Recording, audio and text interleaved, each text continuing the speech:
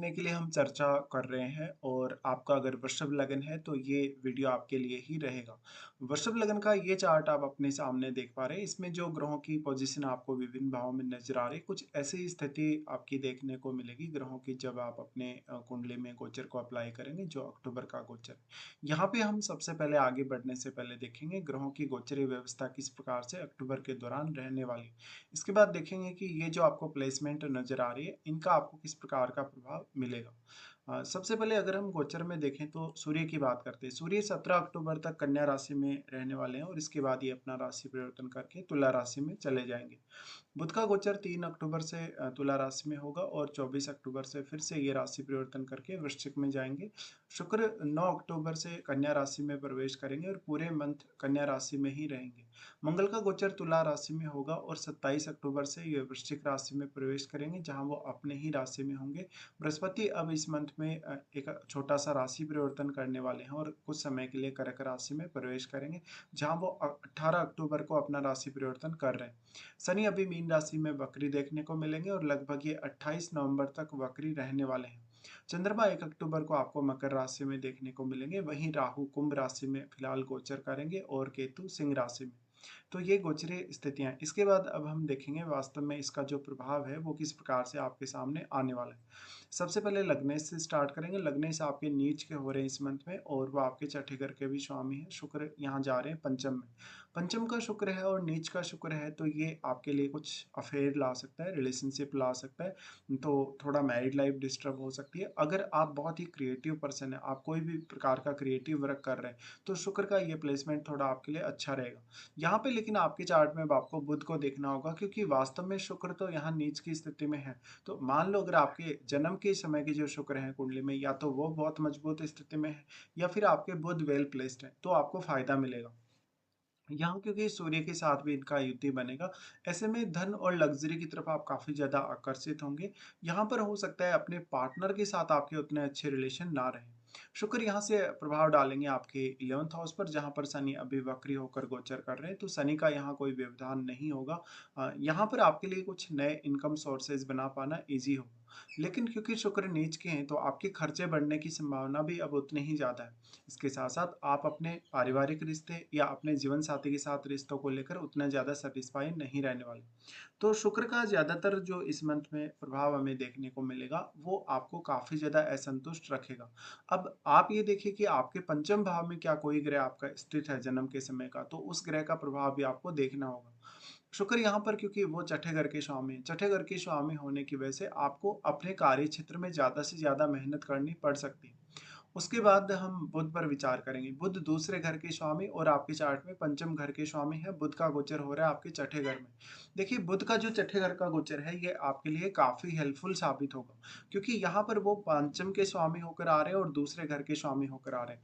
अगर आप कोई लोन वगैरह लेने जा रहे हैं, किसी भी प्रकार की ऐसी स्थिति का सामना करने वाले हैं जो आपके लिए काफी ज्यादा समस्या वाली, ऐसे में आप अपने इंटेलिजेंस का और अपनी बुद्धिमत्ता का पूर्ण इस्तेमाल कर पाएंगे। हालांकि यहाँ मंगल थोड़ा सा आपका काम बिगाड़ेंगे जरूर, लेकिन वास्तव में बुध का यहाँ होना आपकी डेली लाइफ और अपने ऑफिस के कार्यों में काफी हेल्पफुल साबित होगा।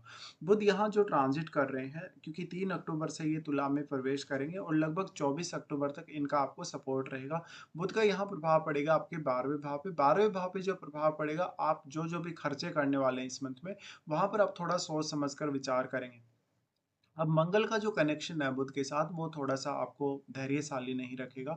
तो आप जब भी निर्णय लें, किसी भी प्रकार का जो निर्णय है, आर्थिक रूप से कोई फैसला ले रहे हैं या अपने करियर को लेकर आप कोई फैसला ले रहे हैं, तो थोड़ा-सा यहाँ धैर्य रखने की आवश्यकता आपको पड़ेगी। अब क्योंकि बुध पंचम के स्वामी हैं और पंचम के स्वामी होकर छठे घर में आ रहे हैं, तो पंचम के लिए जो भी आप योजना बनाएँगे अपनी संतान वगैरह के लिए, अपनी खुद की एजुकेशन वगैरह के लिए, वहाँ पर भी आपको थोड़ा ज़्यादा ध्यान देना होगा। बुध यहाँ पर फिर आ रहे हैं आपके सप्तम भाव में, जहाँ पर वो 24 अक्टूबर से अपना गोचर स्टार्ट करेंगे। पंचम में बुध के आने से पार्टनर के साथ थोड़ा-सा विवाद बढ़ सकता है आपका। और यहाँ पर लेकिन अगर आपका कोई बिज़नेस है, तो बिज़नेस के लिए ये काफ़ी अच्छा होगा, बिज़नेस से रिलेटेड डिसीज़न लेने के लिए भी और साथ-साथ में बिज़नेस में पार्टनरशिप के लिए भी। बट क्योंकि मंगल का जो ट्रांजिट है फिलहाल वो 6th में रहेगा, इसलिए आपको काफ़ी अलर्ट रहना होगा और अपने जीवन साथी के साथ रिश्तों को लेकर भी आपको काफ़ी अलर्ट रहना होगा। उसके बाद हम देखते हैं चंद्रमा को। चंद्रमा आपके चार्ट में तीसरे घर के स्वामी हैं और इनका जो गोचर हमें देखने को मिलेगा मंथ के स्टार्टिंग में, वो देखने को मिलेगा नवम भाव में। तो इस मंथ के स्टार्टिंग में कोई लंबी दूरी की यात्रा सडनली आप कर सकते हैं। ये यात्रा आपकी हायर स्टडीज के पर्पज से हो सकती है या वैसे ही आप कोई घूमने फिरने कहीं जा सकते हैं। जो भी लोग दूसरे स्टेट वगैरह में रह रहे हैं या जो भी लोग विदेश यात्रा का प्लान कर रहे हैं, उनके लिए भी ये काफ़ी अच्छा मौका होगा। चंद्रमा फिर प्रवेश करेंगे आपके 10th हाउस में, जहाँ पर वो राहु के साथ अभियुति कर लेंगे। तो ये आपके कार्य क्षेत्र के लिए अच्छा होगा। भले ही यहाँ चंद्रमा काफ़ी डिस्टर्ब होंगे, बट वास्तव में चंद्रमा क्योंकि तीसरे घर के स्वामी, तो अब आप ज़्यादा से ज़्यादा अपने करियर के लिए एफर्ट्स कर पाएंगे। आपको थोड़ा-सा यहाँ पर कहीं न कहीं मानसिक तौर पे ज़्यादा प्रेशर झेलना पड़ सकता है। चंद्रमा उसके बाद प्रवेश करेंगे आपके 11th में, जहाँ पर वो शनि के साथ युति करेंगे। तो ये दोनों ही जो ट्रांजिट हैं चंद्रमा वाले, ये आपके लिए थोड़े प्रॉब्लमैटिक रहेंगे। चंद्रमा का शनि के साथ कंजक्शन में होना ये आपके लिए कुछ बाध्यताएँ लाएगा। हालाँकि अभी शनि वक्री हैं, तो उतना भी ज़्यादा यहाँ प्रॉब्लम होगा नहीं। वास्तव में आपके चार्ट में बृहस्पति को देखिए, बृहस्पति अच्छी स्थिति में होने चाहिए। तो इस प्रकार का चंद्रमा आपको अर्निंग्स को लेकर कुछ मामलों में अच्छा रहेगा, जहाँ पर आप एक अच्छा डिसीज़न ले पाएँगे और थोड़ा लंबे समय तक के लिए विचार कर पाएँगे। तो आपकी अर्निंग्स को लेकर कोई भी बहुत लंबी योजना है या कोई भी काम ऐसा आप स्टार्ट करने वाले हैं, जिसमें आप कहीं न कहीं लंबे समय के लिए कुछ अर्निंग्स के लिए सोच रहे हैं, तो आपके लिए चंद्रमा का ट्रांजिट अच्छा रहेगा। चंद्रमा उसके बाद आपके 12वें घर में ट्रांजिट करेंगे। 12वें घर में ट्रांजिट करेंगे तो ये आपकी इमेजिनेशन और आपकी क्रिएटिविटी को बढ़ाने वाले हैं।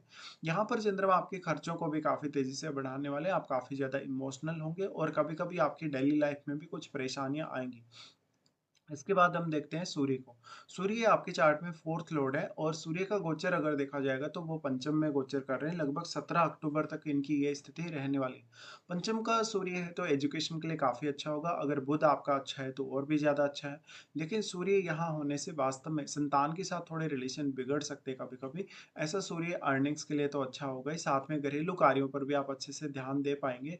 सूर्य यहाँ से आपके 11th हाउस को प्रभावित कर रहे हैं, तो ऐसा सूर्य मान-सम्मान और प्रतिष्ठा के हिसाब से काफ़ी अच्छा रहेगा। आपके नेटवर्क के हिसाब से भी शनि अभी वक्री हैं, तो आपको शनि डिले नहीं कर रहे और सूर्य का जो प्रभाव है यहाँ पर काफ़ी स्ट्रॉन्ग रहेगा। तो शनि का जो सूर्य पर प्रभाव है वो उतना स्ट्रॉन्ग नहीं है, जबकि सूर्य का ज़्यादा स्ट्रॉन्ग प्रभाव शनि पर पड़ेगा।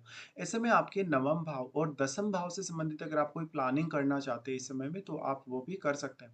सूर्य फिर आपके छठे भाव में ट्रांजिट करने लगेंगे और इनका ये ट्रांजिट लगभग 17 अक्टूबर के बाद स्टार्ट होगा। तो सूर्य का छठे घर में जाना और छठे घर में ट्रांजिट करना कार्य क्षेत्र के लिए तो बहुत ज़्यादा अच्छा है, लेकिन कभी-कभी अपने कलीग्स के साथ या बॉस के साथ रिलेशनशिप आपके बिगड़ सकते हैं। इसके साथ-साथ आपको कोई भी प्रकार का कंपटीशन फेस करना है, कोई भी प्रकार की ऐसी स्थिति फेस करनी है, जहाँ पर आपके अगेंस्ट कोई बहुत स्ट्रॉन्ग व्यक्ति है या आपसे आपका किसी से विवाद हुआ है, कोई झगड़ा हुआ है, तो उन मामलों में सूर्य का आपको सपोर्ट ज़रूर मिलेगा। इसके अलावा जो भी व्यक्ति कोई भी अपने घर वगैरह के लिए लोन वगैरह लिए हैं, कोई भी व्यक्ति अपने घर वगैरह की प्लानिंग अगर कर रहे हैं, ज़्यादातर मामलों में जो लोग अपने घर से दूर रहते हैं, किसी अदर स्टेट में रहते हैं या मान लो फॉरेन में रहते हैं, तो वो ज़्यादातर यहाँ पर सूर्य का अच्छा सपोर्ट प्राप्त कर पाएँगे। सूर्य यहाँ से फिर आपके 12वें घर पर अपना एस्पेक्ट डालेंगे, तो ये आपको फॉरेन से कनेक्ट कर सकते हैं क्योंकि वो 4th लॉर्ड है आपके चार्ट में और 4th लॉर्ड का इस तरीके से अगर 12th से कनेक्शन बनता है, तो जो भी लोग ऑलरेडी फॉरेन में सेटल्ड हैं, उनके लिए ये ज़्यादा अच्छा है। यहाँ पे देखिए आपके 12th हाउस में कोई भी प्लैनेट स्थित है या नहीं, तो उस प्लैनेट का प्रभाव भी क्योंकि आपके छठे घर पे रहेगा। इसके बाद हम आगे बढ़ जाते हैं और यहाँ पर बात करते हैं मंगल के बारे में। मंगल 7वें और 12वें घर के स्वामी हैं आपके चार्ट में और मंगल गोचर कर रहे हैं छठे घर में। छठे घर का मंगल क्योंकि बुध के साथ युति रहेगी, तो कलीग्स के साथ या बॉस के साथ थोड़ा बहुत तर्क-वितर्क करवा सकता है। हालाँकि मंगल आपको काफ़ी जल्दबाज़ बनाएगा, काफ़ी एग्रेसिव बनाएगा, तो ये आपके रिलेशनशिप के लिए अच्छा नहीं है क्योंकि वो सप्तमेश है, तो जीवन साथी के साथ काफ़ी ज़्यादा विवाद होने की संभावना बढ़ेगी। ऐसा हो सकता है कि आप अपने जीवन साथी को पर्याप्त समय नहीं दे पा रहे, आप अपने काम या अपने ऑफिस के कार्यों में ज़्यादा लगे रहें। तो करियर वाइज़ तो ये बहुत ज़्यादा अच्छा है या करियर से रिलेटेड कोई डिसीज़न लेने के लिए भी काफ़ी अच्छा है। लेकिन घरेलू कार्यों के लिए या अपने रिलेशनशिप के लिए देखा जाए तो मंगल का स्थिति उतना अच्छा साबित नहीं होने वाला। अब मंगल क्योंकि आपके चार्ट में 12वें घर के लॉर्ड हैं, तो ये उन लोगों को ज़्यादा फ़ायदा देंगे जिनका फ़ॉरेन से कुछ कनेक्शन है या जो ऑलरेडी फ़ॉरेन में सेटल्ड हैं या किसी दूसरे स्टेट में सेटल्ड हैं अपने जन्म स्थल को छोड़कर। मंगल यहाँ से फिर प्रभाव डाल रहे हैं आपके नवम भाव पर। नवम भाव पर जो इनका प्रभाव है, इस वजह से ये आपके हायर स्टडीज़ में काफ़ी सहयोग करेंगे आपको। इसके अलावा आपको आध्यात्म में काफ़ी सहयोग करेंगे और बाकी नवम भाव से जुड़े हुए मामलों में आप किसी भी तरीके से जो भी आप हार्ड वर्क कर रहे हैं, जो भी स्टूडेंट्स हैं या जो भी अन्य लोग हैं जो आध्यात्मिक प्रवृत्ति काफ़ी ज़्यादा रखते हैं, उनको यहाँ मंगल का सपोर्ट मिलेगा। मंगल आपके चार्ट में फिर 12वें घर और लगन को प्रभावित कर रहे हैं। 12वें घर को ये काफ़ी ज़्यादा प्रोटेक्ट करने का काम करेंगे और उसके बाद मंगल क्योंकि लगन पर दृष्टि डाल रहे हैं, तो लगन में भी अच्छा खासा प्रोटेक्शन ये देने का काम करेंगे, आपको काफ़ी एग्रेसिव बनाएँगे। तो इससे आपका थोड़ा व्यवहार ज़रूर खराब हो सकता है, तो ये ज़्यादातर जो मंथ रहेगा वो वैवाहिक जीवन के लिए उतना अच्छा साबित नहीं होने वाला। मंगल फिर 27 अक्टूबर से आ रहे हैं आपके सप्तम में, जहाँ पर वो जीवन साथी के साथ कोई बड़ा विवाद या कोई झगड़ा वगैरह करवा सकते हैं। मंगल का यहाँ आना यानी पार्टनर आपके ऊपर बहुत ज़्यादा हावी नज़र आएगा आपको, पार्टनर आपसे किसी न किसी बात का बदला लेगा। तो इस प्रकार का जो मंगल रहेगा वो आपके पार्टनर के साथ डिस्प्यूट के मामले में आपको कहीं न कहीं बहुत ज़्यादा कमज़ोर बना सकता है। तो ये थोड़ा-सा अच्छा नहीं है मंगल का गोचर। उसके बाद हम गुरु के बारे में बात करते हैं। गुरु अष्टम के स्वामी और 11वें घर के स्वामी बनते हैं आपके चार्ट में और फिलहाल वो क्योंकि सेकंड हाउस में गोचर कर रहे हैं। लेकिन इस मंथ में अब ये थर्ड हाउस में प्रवेश करने वाले हैं। देखिए जब तक अभी गुरु सेकंड हाउस में है तब तक आपके लिए अर्निंग्स के लिए कुछ मामलों में अच्छा रहेगा। फैमिली रिलेशंस के मामले में और अपने वेल्थ वगैरह के मामले में आप अच्छे डिसीजन ले पाएँगे। लेकिन क्योंकि इस मंथ में गुरु का राशि परिवर्तन हो रहा है और लगभग ये अगर इनका राशि परिवर्तन का समय देखा जाए तो 18 अक्टूबर से कर्क में प्रवेश कर रहे हैं। 18 अक्टूबर से कर्क में आने के बाद आपके लिए बहुत सारी नई संभावनाएँ खुल जाएँगी अर्निंग्स को लेकर, करियर को लेकर, साथ-साथ में आप अगर कोई टूर वगैरह करना चाहते हैं, आपका जो बिज़नेस वगैरह है उसके लिए, पार्टनरशिप वगैरह के लिए या अपनी मैरिड लाइफ के लिए भी। यहाँ गुरु आ रहे हैं तो क्योंकि अब वो अष्टम के स्वामी हैं। अष्टम के लिए अब आप जितना ज़्यादा प्रयास करना चाहें कर सकते हैं। अष्टम भाव से जुड़ा हुआ आप अपना कोई प्रोफ़ेशन कर रहे हैं या कोई भी प्रकार का काम आपने चुना है जो अष्टम भाव से डायरेक्टली या इनडायरेक्टली लिंक्ड है, तो उस काम को आप काफ़ी परफेक्टली कर पाएँगे। यहाँ पर अब क्योंकि गुरु 11वें घर के लॉर्ड हैं और 11वें घर में अभी शनि वक्री होकर गोचर कर रहे हैं, तो अब आप ज़्यादा से ज़्यादा अर्निंग्स कर सकते हैं, अपने करियर को काफ़ी तेज़ी से आगे बढ़ा सकते हैं। गुरु का थर्ड हाउस में आना आपके लिए काफ़ी सारी नई संभावनाएँ खोलेगा जो आपके बिज़नेस के लिए हो सकते हैं और आपके करियर के लिए भी। वैसे देखा जाए तो गुरु का जो ज़्यादा स्ट्रॉन्ग प्रभाव है करियर के लिए वो आपको सेकंड हाउस में जब तक ये रहेंगे 18 तारीख से पहले-पहले देखने को मिलेगा। गुरु थर्ड हाउस में आने के बाद आपके सप्तम भाव पर अपनी दृष्टि डालेंगे, तो ये मैरिड लाइफ़ और रिलेशनशिप को काफ़ी ज़्यादा बैलेंस में लाने का काम करेंगे। साथ-साथ में जिन लोगों का अभी तक मैरिज नहीं हुआ, जिनका एंगेजमेंट वगैरह हो रखा है, उनके मैरिज होने की काफ़ी पॉसिबिलिटी बनेगी। साथ ही गुरु का यहाँ दृष्टि होने से ये ज़रूर देखिएगा कि सप्तम भाव में कोई भी ग्रह यहाँ स्थित है या नहीं। गुरु का दृष्टि फिर आपके नवम भाव पे पड़ेगा जहाँ पर आपको लॉन्ग डिस्टेंस टूर में, हायर स्टडीज़ वगैरह में काफ़ी ज़्यादा ये सहयोग करेंगे। उसके बाद गुरु यहाँ से अपना प्रभाव डालेंगे अपने ही घर पे, तो आपके लिए कुछ नए इनकम सोर्स लाएँगे और क्योंकि वो सप्तम को और 11th को दोनों को एक साथ कनेक्ट कर रहे हैं, तो ये स्थिति उनके लिए ज़्यादा अच्छी है जिनका कोई पहले से बिज़नेस चल रहा है या जो एक नई शुरुआत भी अगर करने वाले हैं कोई भी पर्सन। तो ये आपके नेम फेम में वृद्धि करेगा, दूसरों के साथ आपको अच्छा कनेक्टिविटी देगा लेकिन क्योंकि ये गुरु का ही घर है, आपका 11वां घर, तो यहाँ पर कुछ हद तक आप ज़्यादातर दूसरे लोगों को अपना सपोर्ट ज़्यादा देंगे। हो सकता है दूसरे लोगों से आपको उतना अच्छा सपोर्ट ना मिले। इसके बाद हम शनि के बारे में बात करेंगे। शनि यहाँ पर नवम घर और 10वें घर के स्वामी होकर अभी फिलहाल वक्री होकर गोचर कर रहे हैं 11वें घर में, तो अभी वक्री शनि इतना ज़्यादा व्यवधान नहीं डालेंगे। अब अपने लिए कुछ नए इनकम सोर्सेज खोज सकते हैं। यहाँ पर हो सकता है नेटवर्क जो आपका है, जो आपका कहीं न कहीं सोशल सर्किल है, उनके साथ आप काफ़ी स्ट्रिक्टली बिहेवियर रखें। शनि यहाँ पर लगन पर दृष्टि डाल रही है तो आपको काफ़ी डिसिप्लिन देने वाले हैं, साथ-साथ में आपको काफ़ी ज़्यादा बैलेंस भी प्रदान करने वाले हैं। मोस्टली देखा जाए तो 11वें घर का जो शनि होगा वो काफ़ी स्टेबल रखेगा आपको अर्निंग्स के मामलों में। लेकिन यहाँ गुरु और बाकी अन्य ग्रहों के प्रभाव की वजह से आप अपने लिए कुछ नई अपॉर्च्युनिटीज़ भी खोज पाएँगे, जिससे आपके लिए आने वाले समय में जो बदलाव करना है वो ईज़ी होगा। शनि यहाँ पर फिर दृष्टि डाल रहे हैं पंचम पर, लेकिन पंचम में अभी शुक्र और सूर्य का ट्रांजिट है, तो शनि क्योंकि वक्री है इसलिए इतना ज़्यादा प्रभाव यहाँ नहीं डाल पाएँगे। और उसके बाद अगर देखा जाए तो यहाँ पर शनि का जो प्रभाव है वो अष्टम पे रहेगा। अष्टम भाव से जुड़ा हुआ अगर आपका कोई प्रोफ़ेशन है, कोई भी काम है या आपके रिश्ते, आपके इन-लॉज़ के साथ आपके रिश्ते, उन मामलों में कहीं न कहीं शनि ज़्यादा स्टेबिलिटी देंगे। तो जो भी लोग रिसर्च वगैरह कर रहे हैं, जो भी लोग किसी भी प्रकार से अष्टम भाव से डायरेक्टली इनडायरेक्टली जुड़े हैं, उनके लिए काफ़ी अच्छा माना जा सकता है। शनि का यहाँ जो अष्टम पे दृष्टि पड़ रहा है, ये आपकी रिलेशनशिप को भी काफ़ी ज़्यादा बैलेंस में लाने का काम करेगा। तो इसके बाद हम आगे बढ़ जाते हैं और देख लेते हैं कौन-कौन से अच्छे दिन और कौन-कौन से खराब दिन आपके लिए इस मंथ में आने वाले हैं। राहु और केतु के बारे में ऑलरेडी हम काफ़ी बार चर्चा कर चुके हैं, तो इनके बारे में अभी कोई ख़ास चर्चा नहीं करने वाले। सबसे पहले अच्छे दिनों को देखेंगे। अच्छे दिनों में आपके लिए 10, 11 और 14 से 17 तक ये दिन बेहद अच्छे निकल के आ रहे हैं। अगर आपका कोई भी काम जिसमें आपको बार-बार व्यवधान आ रहा है या अपने काम को आप सही अंजाम नहीं दे पा रहे, तो आप ये दिनों को चुन सकते हो। उसके बाद देखेंगे कौन-कौन से ऐसे दिन हैं जहाँ पर आपको कुछ परेशानियाँ आ सकती हैं। सबसे पहले जब चंद्रमा तुला में गोचर करेंगे 21 और 22 को, ये समय आपके लिए काफ़ी स्ट्रेसफुल रह सकता है। आपके रूटीन और अपनी जो डेली लाइफ़ है उसमें आप काफ़ी स्ट्रगल करते हुए नज़र आ सकते हैं।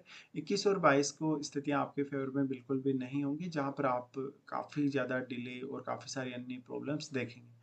इस दौरान अगर आप किसी से लेन-देन करते हैं, विशेषकर पैसे का, तो विशेष सावधानी बरतें। कोई भी प्रकार का लोन या इस प्रकार की कोई भी स्थिति का सामना कर रहे हैं, तो काफ़ी अलर्ट आपको रहना होगा। चंद्रमा का जो गोचर होगा धनु राशि में, ये 26 और 27 को होगा। 26 और 27 को विशेष तौर पे आप पे काफ़ी ज़्यादा बर्डन या स्ट्रेस रहेगा। 26 और 27 को सडनली कहीं से धन के रूप में कुछ प्राप्ति होना या इनकम वगैरह प्राप्त होने की संभावना ज़रूर है, लेकिन ये रिश्तों को लेकर उतना अच्छा नहीं है। चंद्रमा का गोचर 8 और 9 को मेष राशि में रहेगा, ये आपके रिश्तों के लिए अच्छा नहीं है। 8 और 9 को कोई गलत फैसला अपने रिश्तों या अपने बिज़नेस वगैरह को लेकर हो सकता है। 8 और 9 को कहीं न कहीं आपके करियर से संबंधित जो संभावनाएँ हैं, उनमें आपको ज़्यादा सोचना पड़ेगा, विचार ज़्यादा करना पड़ेगा, ओवरथिंकिंग का आप शिकार हो सकते हैं। यहाँ पर आप काफ़ी जल्दी डिसीज़न लेने की कोशिश करेंगे। 8 और 9 को अचानक से कोई बड़ा खर्चा आपको करना पड़ सकता है, तो ये कुछ आपके लिए खराब दिन है। फिलहाल हम यहाँ पूरा डिस्कशन कर चुके हैं, फिलहाल आपको वीडियो देख